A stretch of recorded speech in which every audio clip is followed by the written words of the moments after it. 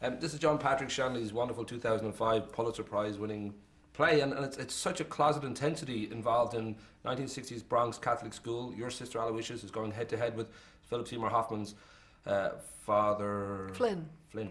And in the middle is this conflicted Judas, played by Amy Adams. I don't know whether that was a tough gig, whether you actually love when there's this kind of intensity where it's a lot of it's in the eyes, a lot of it's this sort of just one-on-one, or whether that sort of thing in any way petrifies Meryl Streep. Oh, it's like food. The scenes that we were allowed to play out in this screenplay were unusual. They're unusual that they let you have 10 minutes of letting that camera run.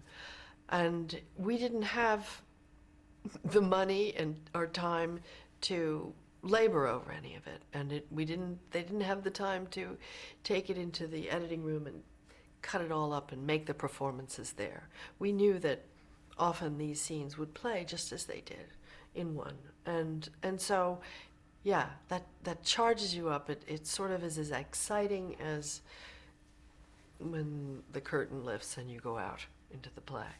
You know, it's not often that way in film. In film, it's shot in little increments, and you just can achieve a very short thing. But this was more substantial. I know we've got so little time, so I want to go straight to the... I was thinking about the fact that Billy Connolly once said the Queen must think everywhere smells like paint because people expect her and they just paint the walls and paint the doors, and she just thinks that the working class smell like paint. And I'm thinking for Meryl Streep too, because you're so revered, whether you like it or not, there's this sense that you are one of the great actors alive. And I don't know for you whether that's still a little bit of a kind of, you have to readjust your set every time you walk into a room, that maybe on a set there's an expectation, that when people meet you there's an expectation, of whether you've managed to overcome. Yeah, I know what you're saying. It's there is an expectation, and it just dissipates almost immediately when I forget my lines, which I do, like the second day. And everybody really relaxes because they think, oh, she's not so great. But, what can I say? I'm really glad to be highly regarded in my profession. I think a lot of it has to do with I'm still here, but it's great. I don't look the gift horse in the mouth. But the great thing is that you're having a wonderful, wonderful time of it, and you're having huge hits like Mamma Mia, you're doing beautiful movies like Doubt, and for a lot of, especially go back 10, 15 years, there was always that fear for a lot of women especially that the parts just aren't there, and it's difficult to get good, interesting roles. And if anything, you've sort of excelled where, say, your male counterpart, Robert De Niro, seems to be sort of happily settled into, not a retirement, but he's not sort of breaking his neck, he's not going out on the edge, he's not losing or gaining lots of weight and putting on tattoos. And I don't know for you whether there is a plan, or whether you just sort of feel, just follow the scripts and I've been maybe lucky, or... No, part of it is that Bob, in his case, certainly, he's a producer.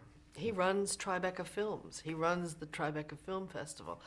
I'm two things. I'm an actress and a mother, and those are two gigantic jobs, but I can't even imagine taking on what Bob's ambition has taken him towards. I mean, that's a lot of work, but it seems invisible. You don't see it. I see it because he's a friend. My challenges have always just come from acting. I've never done anything else, not directed or really produced or anything else. So that's my kick, and I love it. And I am amazed by the fact that I'm still getting things. I think about Bette Davis in her waning heyday.